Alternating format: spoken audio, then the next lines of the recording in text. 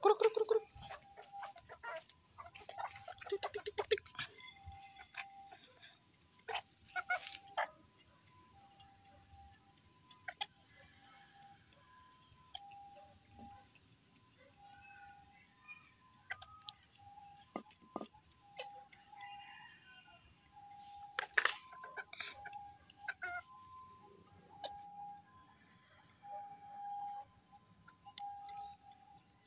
So, hey guys, what's up? For how many years of breeding sa Rama? So, huminto muna tayo sa pagbe-breed ng ating mga favorite pets. Kasi meron tayong mga priorities in life. Pero hindi nawawala sa atin yung pagiging pet lover, no? So ngayon, I'm starting back with these two pair. So, nagtatanong kayo kung asan na tong iba. So, yung iba binigay natin sa mga friends din natin dito sa Tagum City. At saka yung iba marami doon sa Bohol, yung sa farm natin. So, maybe one of these days babalik tayo doon.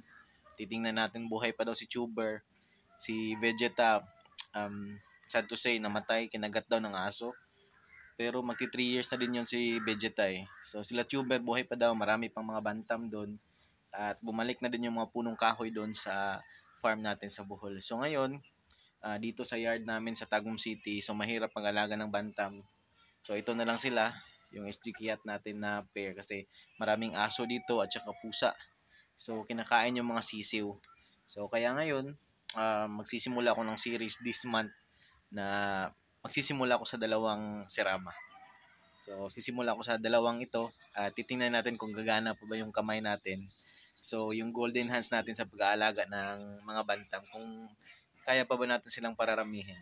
So, sina-challenge ko yung sarili ko up to December kung ilan yung sisiyo na mapuproduce ng dalawang siramang ito. So, watch out sa vlog na ito kasi magsisiris tayo week by week kung ano yung update sa kanila. So, maraming salamat sa lahat ng mga sumuporta at nag-subscribe sa channel natin.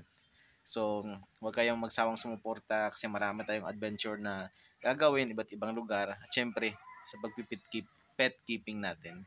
So, maraming salamat and peace out.